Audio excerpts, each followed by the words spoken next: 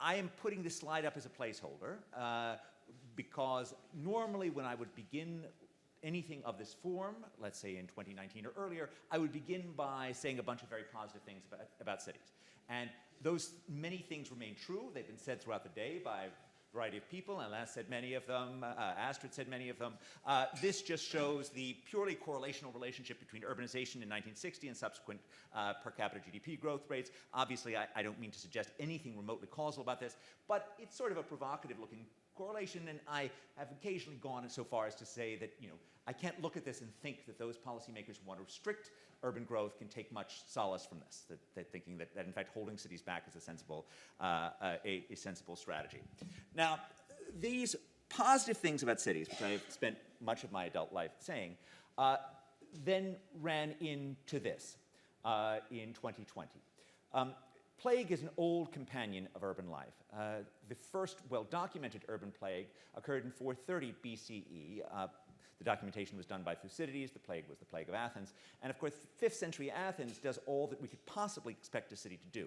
It's hard to imagine a place that brought together more genius, created more breakthroughs in a wider variety of fields than the Athens of Pericles. Now, all that success, all of those geniuses bickering on street corners and learning from one another in agoras, then it excites the rivalry of Sparta, right, which is the backdrop for the plague. Sparta demands that Athens step down from its leadership of the Delian League. Pericles, who's not one to take guff from anyone, says no, and the Peloponnesian War is on. Pericles' cunning plan is to summon the Athenians and their Attic allies behind the walls of Athens, trusting to those walls to keep out the superior Spartan warriors, and then send out the also superior Athenian fleet to harass the Peloponnesian coastline.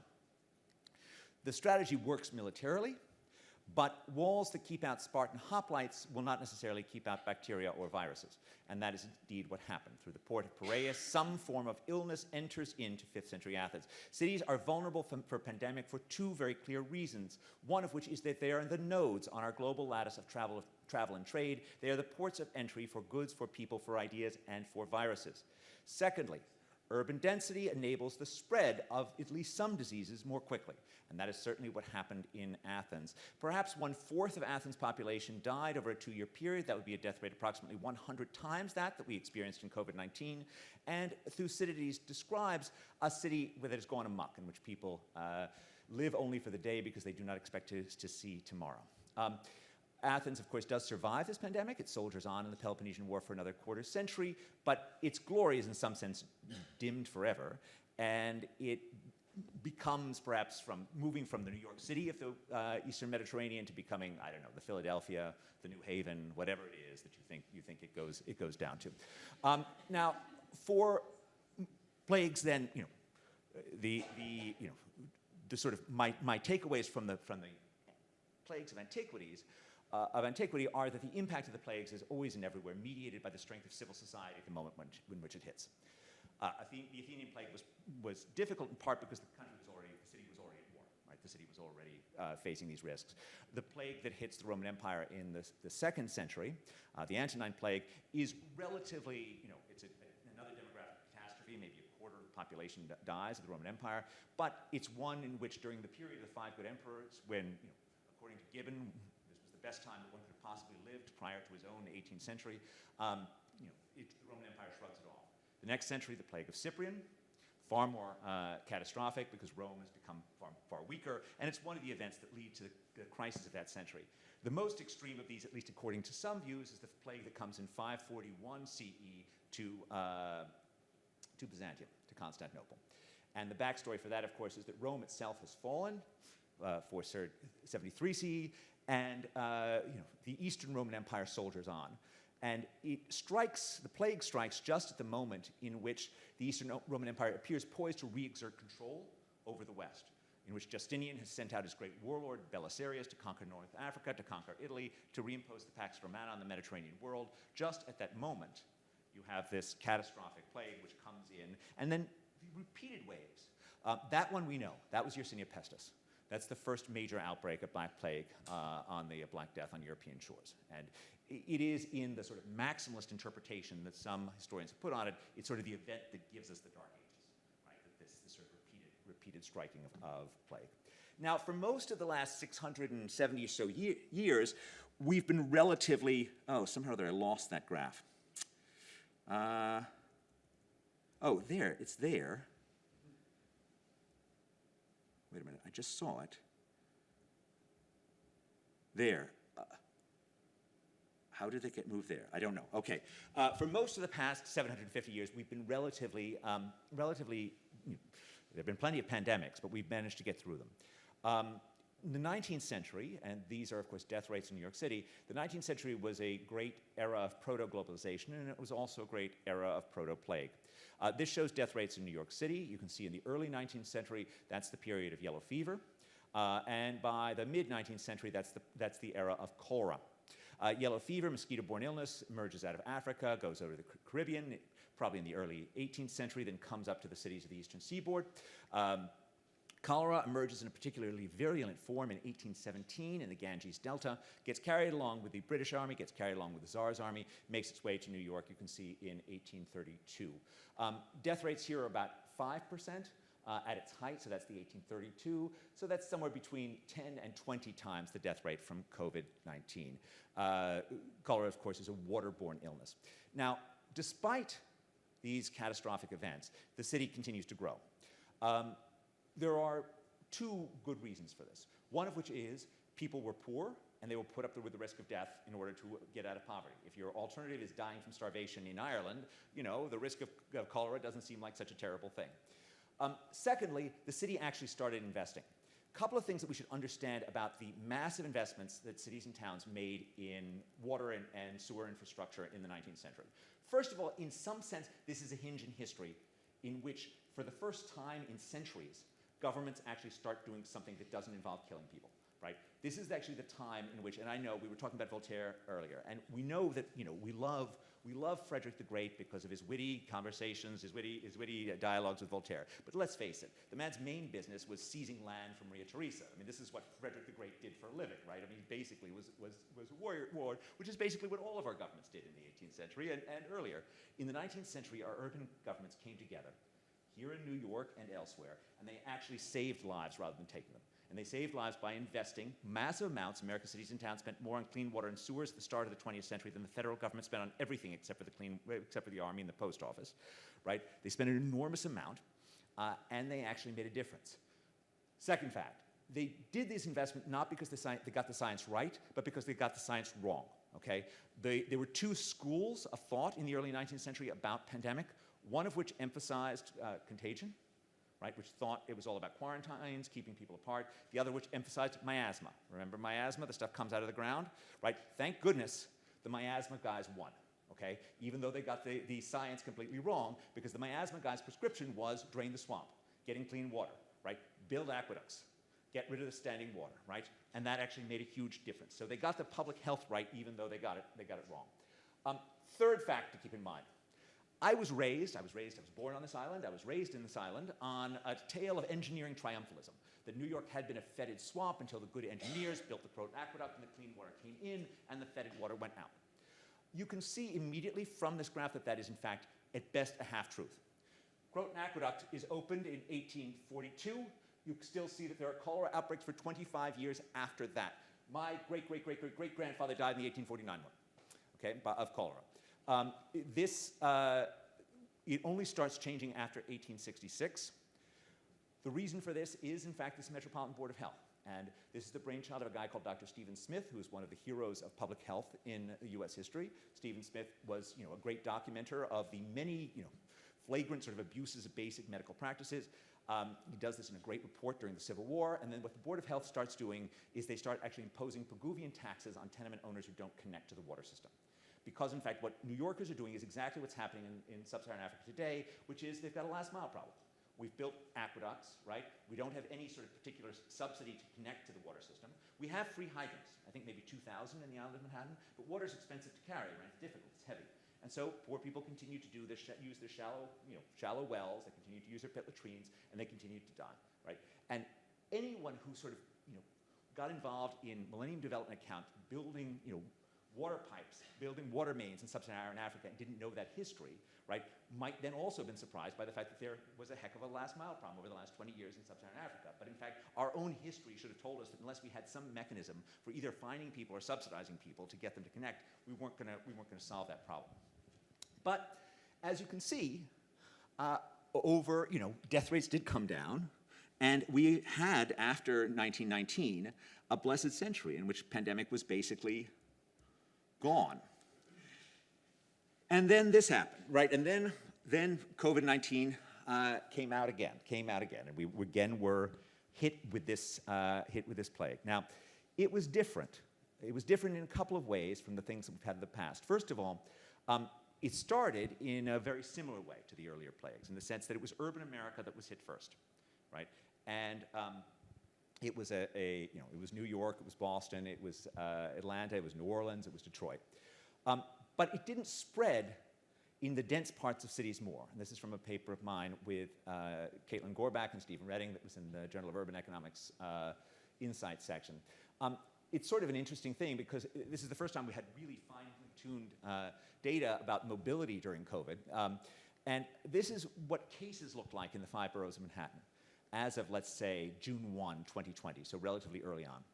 And you can see it's not at all as if the most densely packed parts of the city are the ones where the cases were the highest. This is the opposite of history, where it was the dense tenement areas that had the highest levels of disease. It's the opposite of Mumbai in 2020, where the remarkable serological work of Anoop Milani shows us that there were more than 50% of residents of Mumbai slums had been exposed to COVID by July of 2020.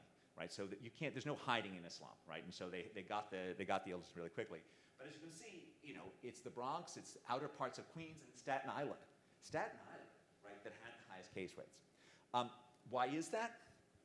Well, it gets down to essential and non-essential workers, as was discussed earlier. This is the change in mobility, same map. So the decline in mobility was much sharper in the inner boroughs than it was in the outer boroughs. We now have all this SafeGraph data, which enables us to look at mobility. And our estimates, we use as sources of pseudo-exogenous variation, we use things like the occupational mix of these areas before COVID, but interacted with the weeks. Our estimates are that a 10% reduction in trips during this time period was associated with a 20% reduction in disease prevalence. So the shutting down of mobility during the earlier time period. Now that's a coefficient that I believe for that time period. That was a period where we didn't have masks, where we didn't have vaccines. It's not all one that necessarily is relevant for today. But the mobility ends up being a very stark thing. Now, why were these boroughs so different? Well, we know who lives in those different parts of them. We know where essential workers live, and we know where knowledge workers live. And it's the ability to sort of isolate, particularly the educated, was another really remarkable thing about this plague, and a very different thing about this plague than many previous plagues. But it's really important to remember that as much as some economists may wander around talking about how the work from home is now ubiquitous and normal, right? It's a very elite phenomenon. During May 2020, which was the height of teleworking from home because of COVID, 68.9% of Americans with advanced degrees worked remotely, 5% of high school dropouts worked remotely, right? 15.3% of Americans with no college degrees but a high school diploma worked remotely. And last year, in 2021, a year and a half ago, which is the last CPS year that we have, what share of Americans predominantly worked from home? Right? 17.9%, according to the census. Right? That's our number. So 83% did not predominantly work from home during that year. And that was still very much of a COVID year. This then creates this phenomenon, which I find absolutely striking. It is a fact that basically everything about America's cities that's good tends to load on education, and COVID death rates load very strongly on education. And the thing is, it's not just the very high correlation coefficient, it's like the scale of these axes.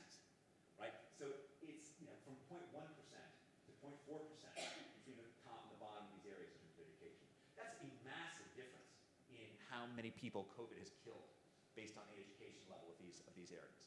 I mean, that's just an extraordinary gap in terms of these things. Next thing I'm just going to say something about quickly, the will we ever go back to work question. And certainly, the New York numbers on offices are still strikingly low. This is the Castle Back to Work Barometer. This is about key swipes going into fancy office buildings. They give you this data. They're still giving it to you. These numbers are certainly not 17.9%. These numbers are 60% out, right? 40% people showing up on a regular basis in these cities. And you can see it's, all the top 10 markets. It's big. It's much less big if you look at Google Mobility. So these are the 5 largest cities in the US. They're not quite cities. It's actually the largest county in each city. So this is actually Manhattan, not New York City. Maricopa County, not Phoenix. These show less of a gap in most of them. So Houston is at the top, only down 20% in mobility. So this is workplace trips relative to pre-pandemic. That's what the Google Mobility numbers tell you. The bulk of the cities are around 30% down. So again, that's a difference than the 18%, but the 18% is predominant. So this would include all people not showing up on week. No, it wouldn't actually. This is actually the Wednesday of each week. So this is 30% down on the Wednesday, and 40% down for New York, for Manhattan. So Manhattan is lower. I do know this is Nick Bloom did. This was from a discussion I did of Nick's Brookings paper last year. Nick did a work from home survey globally. And the thing is about these surveys is they're all internet surveys. And so you've got to question yourself about how representative these are in terms of different populations. And Nick's worked reasonably hard to sort of make the case that they're representative in the US. And certainly relative to the Google Mobility data, they look okay. So this was my attempt to simulate with Google Mobility data what he should have gotten in terms of the number of days working from home in terms of his survey. This is on the survey along this axis. This is my Google Mobility simulation. The line is the 45-degree line, so the line tells you got exactly right. So Sweden and Italy, they're exactly matching again. This is early 2021, in fact. The US is reasonably close. Russia and Ukraine, it was early 2022. So this was actually just when the war was starting. So Russia and Ukraine actually had less people going to the office than his survey said should have done so.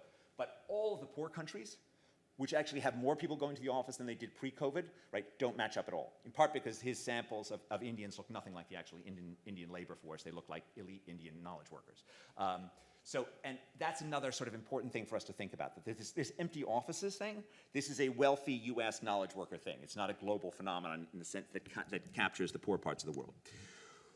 Why am I skeptical about the view that we're going to give up on workplaces and the cities that enable them? Partially because for 40 years I have lived in the shadow of Alvin Toffler, who wrote in 1980 about how information technology would make offices in the cities that enable those face-to-face interactions in offices to exist, that all that information technology would make that obsolete. For 40 of those years, he's been completely wrong, okay? And I think there were good reasons why rising in increasing returns to knowledge would bring us back closer together. I didn't think all of a sudden that Zoom was going to change all of that. But, I've been wrong before, I can be wrong again. A couple of facts that we have from this, and this is actually the same fact that was in Nick Bloom's original paper on the dynamic effects of going remotely. So this is in some sense Alfred Marshall in real time, about ideas being in the air. Emmanuel and Harrington are sort of doing a US version of Nick's Chinese call center workers. They both find exactly the same things. Short run, no impact on productivity. Long run, promotion rates drop by 50%. Okay? Promotion for call center workers, in this case, in the Emmanuel and Harrington case, means you get assigned to handle the difficult calls. How would you learn how to handle those difficult calls if you never went to the office? How would your boss learn that you were any good at handling difficult calls if you weren't in the office, right? All of the learning channels that we get from being exposed to other people, right, are shut down. Second fact. This is from Sonia Jaffe is our student work using Microsoft data. I'm just going to read you from the abstract. They're looking at basically all the Microsoft workers. Our results show that firm-wide remote work caused the collaboration network of workers to become more static and siloed with fewer bridges between disparate parts. Furthermore, there was a decrease in synchronous communication and an increase in asynchronous communication. Together, these effects may make it harder for employees to acquire and share new information across the network. Third fact, this is a nice piece by Jose Ramon Moraz-Haria and Carlos Dabuin.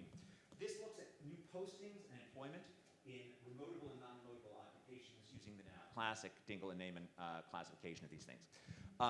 Non-remotable jobs, employment drops during the early pandemic. New postings on Burning Glass also drop. They both come back up. Remotable jobs, employment stays steady. New postings collapse and stay down.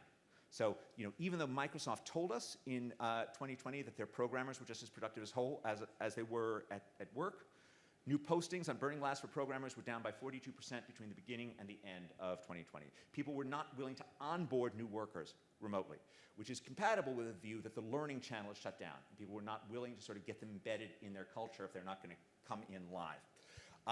The final piece of evidence on this is just what a disaster real remote learning was, right? Which we have now reams of evidence on how trying to teach kids remotely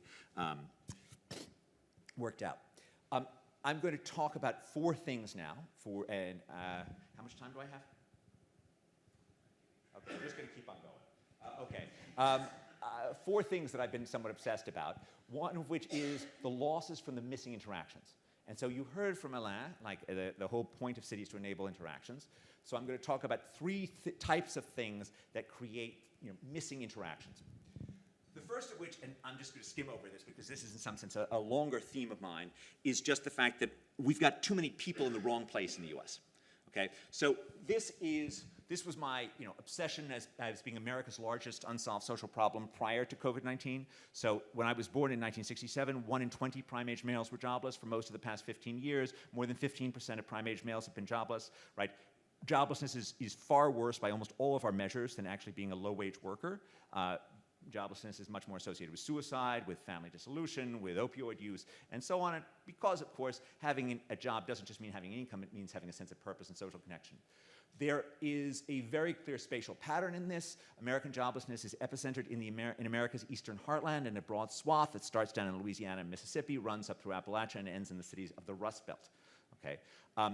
And before COVID-19, I was sort of convinced that this city would provide employment opportunities for people who didn't have advanced degrees from MIT, right, in the vast urban service sector, the 32 million Americans who worked in leisure, hospitality, and retail trade.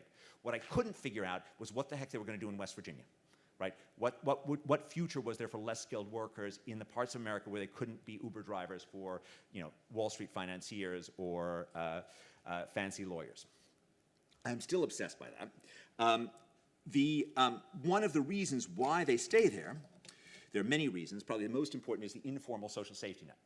35% of those prime-age men are living in their parents' houses, right? But bulk of the rest of them have some other wage earner who they are, who's taking care of them. One of the reasons, though, is that we don't build in places that are successful. So here I am sorting areas based on what Raj Chetty tells me is how well they function in turning poor kids into rich adults. So this is on the basis of upward mobility, and I'm just showing you the relationship between that and the level of land use regulations according to the Wharton Land Use Survey. So this just shows you that the better the place is at generating upward mobility for poor kids, the more it tends to regulate new building. The more difficult it tends to make it possible for families to find their future there. So second point is just in cities.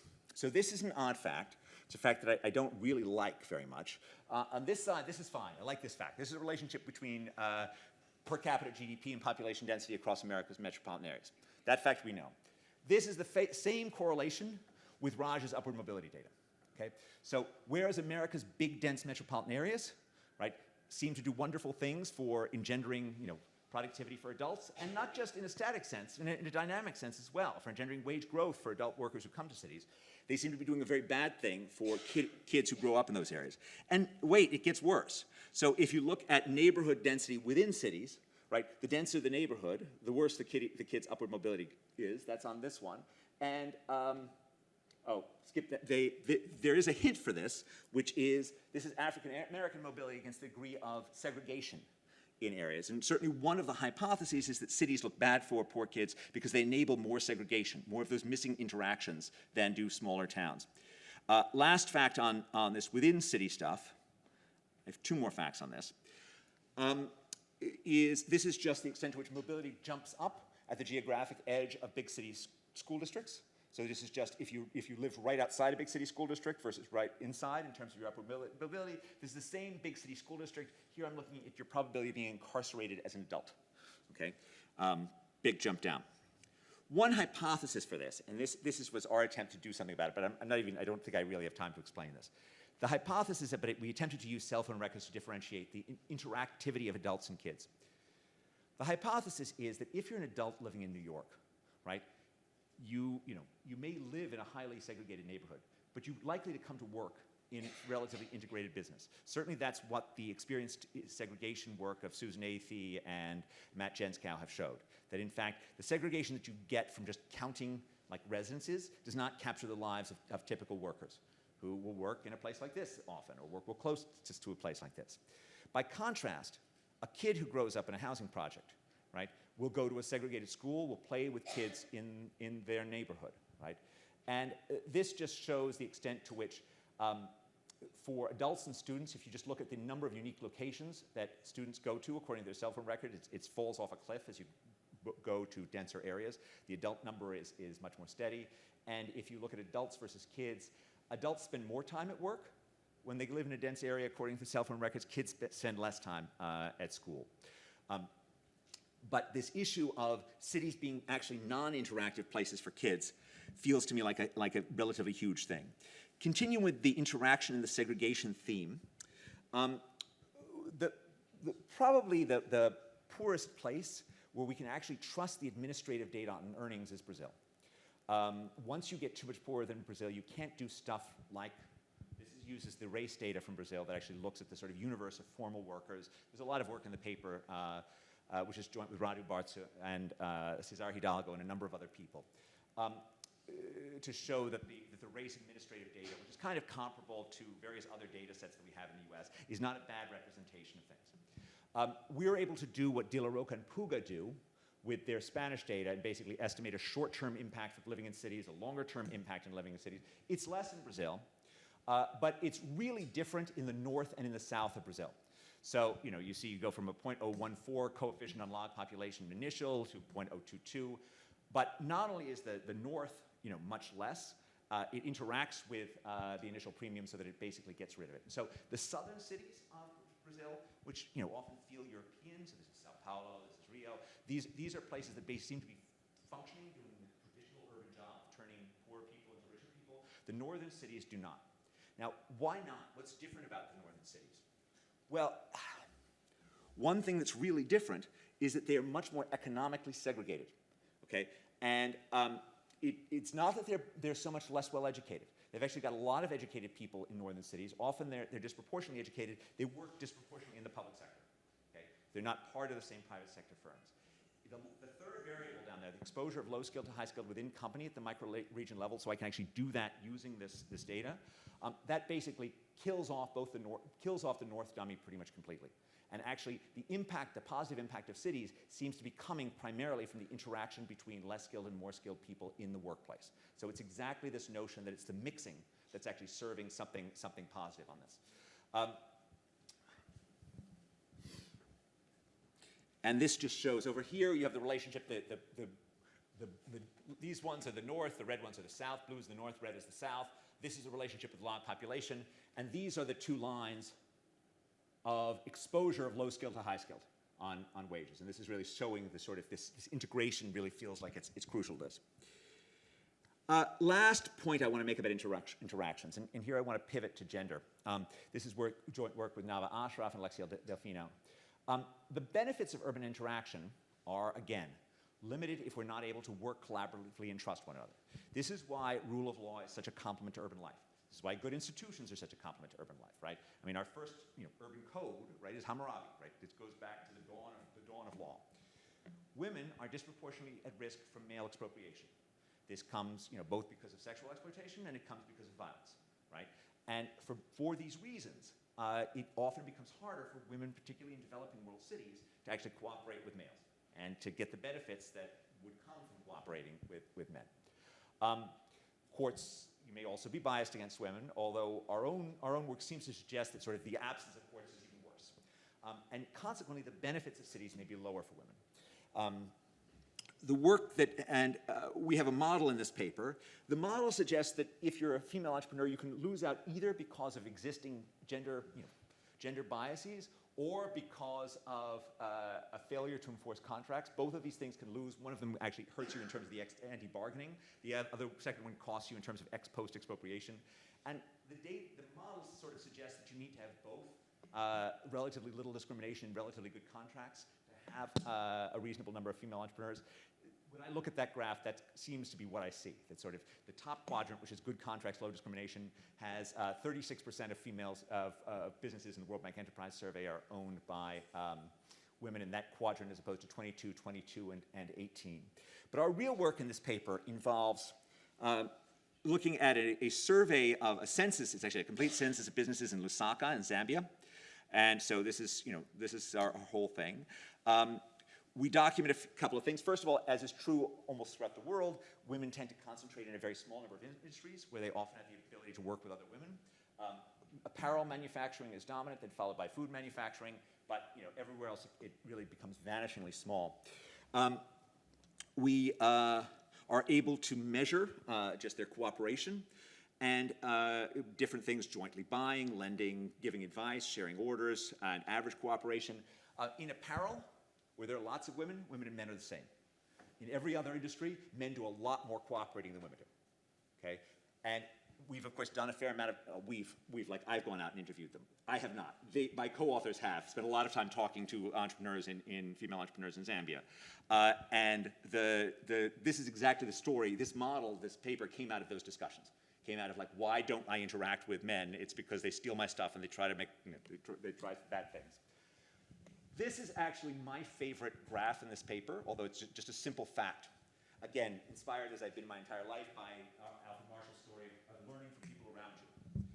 How do men, learn how to do their jobs? Well, 40% from family members, a quarter from the entrepreneur, and some in the same business. So, a bunch of entrepreneurs in other areas. Are they learning much formally? No, they're not learning anything formally. That's not what they do.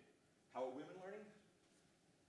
Overwhelmingly, they're learning formally. They're going to some kind of a class, right?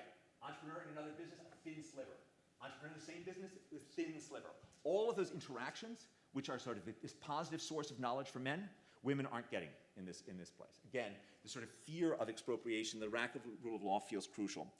We look at a couple of things here, and I'm going to do two things very quickly on this to try and make this case that rule of law matters. First of all, there's a naturally occurring institution in Lusaka which creates some level of rule of law, which are these markets. Markets have market chiefs. Market chiefs are there to enforce contracts. They are also actually typically biased against women, but there are better market chiefs and worse market chiefs, and sort of all market chiefs seem to be better than the absence of a market chief, which is just pure anarchy. We are able to show that when you are in a female predominantly market, which are these ones, women actually cooperate slightly more than men do, right? When you're in a male predominantly market, the men cooperate more, but it's not so terrible. Outside the market, the women don't cooperate at all, right? I mean, it's just a tiny fraction. The last thing that we do is we ran a trust game, right? So this is the classic, you pass over a certain amount of money that could multiply and get sent back, but the other person could steal it from you. We gave women access to a de-biased chief, a chief who wouldn't know their gender, who could enforce the promises that were made to them. And what you see is really a very substantial in the control, right? Men trust much more than women do. In the treatment, where you give them chief, that's eliminated entirely. And the returns to everyone go up for the female investors when you have access to a chief. Last thing I'm going to say, I'm just going to finish on this, is I'm going to say something from new work of mine on infrastructure. And it's not about interactions, but it is about sort of taking care of our cities and tending them. And of course, this is Dharavi, which is about as interactive a place as I can imagine, but it's also a place which sort of highlights the failures of infrastructure. The first graph I'm going to show you that's going to motivate what comes next is by Ram Singh. And what he does is he measures road roughness on PPP roads and non-PPP roads in India. Now, what PPP roads are, these are the public-private partnership roads. These are actually highways between cities. And what's interesting, as opposed to the PPP roads in the US or in Chile, it's not like these are set aside in some totally different road. You're on one road. You're going to the Taj Mahal. You're like, for 1 kilometer, you're on a PPP road, and then you're on a non-PPP road, and you didn't pay any money, and nothing else changed. Okay? The difference is the PPP roads are smooth, the non-PPP roads are not. And this is what just the IRI, the International Roughness Index, measures that Ram has gathered shows. We have measures of IRI, and this comes from joint work with Gabriel Kreindler and Lindsay Currier. We have such highway grades for the US. It comes from the Department of Transportation for highways and arterial roads. Because for 40 years, the Department of Transportation has been sending out trucks at 3 a.m. in the morning, driving them at a constant speed and gathering road roughness. This is a great fact. This is in a paper that Gilles and Matt published in a volume that Jim Turbin and I edited. These are the American Society of Civil Engineers highway grades, and they're grades in the usual 4.0 thing.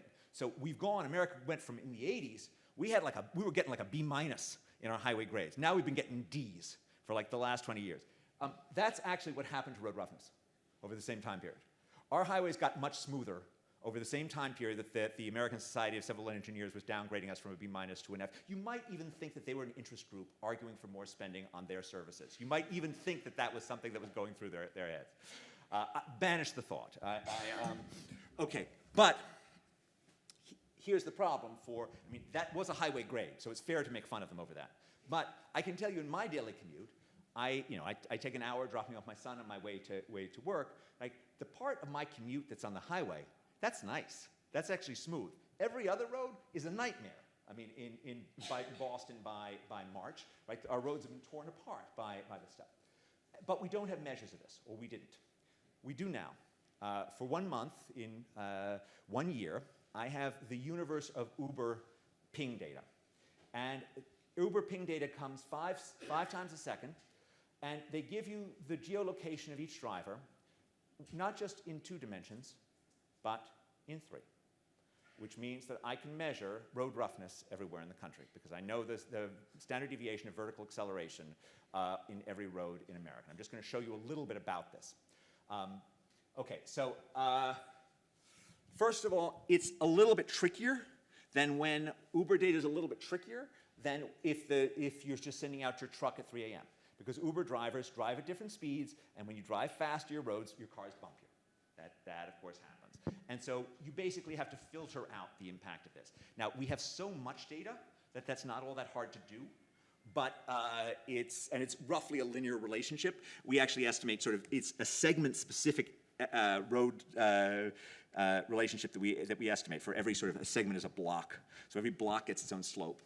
This is kind of what the data looks like. This is one trip. And the amazing thing, of course, is there are many more data points in this trip than there are all GDP figures in US history, right? I mean, it's just like one road thing is just insane. This is actually a trip from downtown Chicago to O'Hare. Okay, you see it starts bumpy downtown Chicago, then it gets smooth on the highway, and then it gets bumpy again. And this is roughly what road roughness looks like in Chicago. Within Cook County as a whole, predominantly African-American neighborhoods have roads that are 0.6 standard deviations rougher than predominantly white neighborhoods. This is our relationship with international roughness. This is our measure, our Uber roughness measure, our standard deviation of vertical acceleration. We're correlating this with the IRI measure for the highways and arterial roads that we get from DOT. So we get from the Department of Transportation. So these things correlate reasonably well. We have a less good correlation with the New York the New York index of road roughness. But the New York index actually doesn't come from running roads, it comes from pictures. So New York, like most cities, has aerial photographs, and on the basis of those aerial photographs, they decide things. Now, so we only have a 0.25 correlation with that, but we put in both measures in terms of speeds on New York roads, and and we did the 75th percentile of speed because we wanted it to be relatively free from congestion. Our R squared on speed is 28%. The New York City measure is less than 1%. So I think there's a lot more noise in their measure than there is actually in our measure. And if you put them both in, they both have some degree of impact, but ours is much stronger than theirs is. And of course, this is what happens with road repaving events in Chicago. So you can see the roughness goes up a little and it goes down, speed goes down a little and goes up. One thing that's striking is these are in standard deviations of our road roughness measure. These are tiny changes with road repaving, and I'll show you why that is in a second. But road repaving in Chicago seems to do strikingly little to road roughness. Using both repaving events and border discontinuities, we're able to estimate how speeds change with roughness. And we're able to estimate, if you're willing to give me a little model that wraps around that, I can go from there to actually the total private cost of road roughness on you. Because in some sense, your slowing down shows your willingness to pay to avoid vertical bumps. So I can get that from this. I get a larger coefficient for the border discontinuities than elsewhere. You can see this is fairly clear. So these are bin scatter graphs, but big jump down in terms of predicted roughness, about 0.5 standard deviation. So a much larger jump at the Chicago border than there is from road repaving, and a big jump up in terms of speeds. This is, if you use our model, this is the distribution of road segment roughness in the US in Z-scores. And this is the time cost in US dollars per mile without any roughness. This is just this is going on city blocks. This is just assuming a $15 value of time. And then this is how much the road roughness adds to that. So, somewhere around here it adds maybe about 13, 14 cents per mile of adding on to this. You can then multiply that by 10,000 miles if you want to for an average household. That's a little bit cheating because 10,000 to 15,000 miles is not a crazy number for an American household, but very few people drive 10,000 to 15,000 miles on city streets as opposed to on highways. So it's probably fair or less than fair for a cabbie, right, who actually does experience this, but for an average person who's driving 15,000 miles in the US, the average city road does not capture the average roughness. This is sort of the macro geography of this. So coasts are much worse than in the interior, partially because coasts have a lot more time where they're going from below 32 degrees to above 30 degrees and back again, right? The freezing and unfreezing of ground is really difficult for roads. This is in the New York, New Jersey metro area, the relationship with log income across cities. This is just a bar chart version of it, road roughness by median town income. This is race and New York City. This is race and roughness nationally. It's still positive. But it's less. This is road roughness in Manhattan and in Chicago, and these are the 5 boroughs. Sort of like we're in one of the worst areas right now. Downtown Manhattan is really dismal according to these measures. But so is the South Bronx as well. And I'll show you my last fact, which is my favorite fact of this entire thing. This is an explanation for why there was such a little change in road roughness in Chicago. This is initial road roughness and your probability of being repaved in the next 8 months. You will see that the bottom 3 deciles are genuinely repaved less. So the smoothest 30% of roads are repaved less. Among the roughest 70%, there is zero correlation between how rough you are and whether or not you're likely to be repaved at all. And so the suggestion, and I cannot prove that this is suboptimal, right? Because repaving isn't a network. And it's hard to know exactly how to do it, right? But if I were betting, I think what they're essentially doing is they've got one of these visual indices. Visual indices, they then have a rule that says that everything that flunks the visual indices index needs to be repaved. And then they actually only do 20% of that, and they do no targeting within that group. So that is certainly a hypothesis which is compatible with this, which is the cleanest 30% gets scooped out, but among the other 70%, there's basically no targeting. And if I were thinking about how to make America's infrastructure better, right, the low-hanging fruit is just to target road repaving better, rather than to worry about spending massively more on different things. The other thing that actually is important in terms of the Indian story, and I know this is just what Ram told me. So Ram's view is the reason why the PPP roads are so much smoother is not about a fancy incentive story that Eduardo Engel would tell you about, where they get more revenues and so they maintain them. They actually don't get more revenues. They're just paid as a concession by the state. The Ram story is they actually just know how to do procurement. Right? They actually get much better roads built initially, whereas the public sector gets terrible roads. And I would just say my last thing, I'm not talking about my paper last year in the AR on public procurement, but public procurement is 15% of GDP. It's incredibly important. It's done incredibly badly in the US. And it is, in fact, a hugely important topic for the future of cities. So thank you very much. I'm glad to be here now.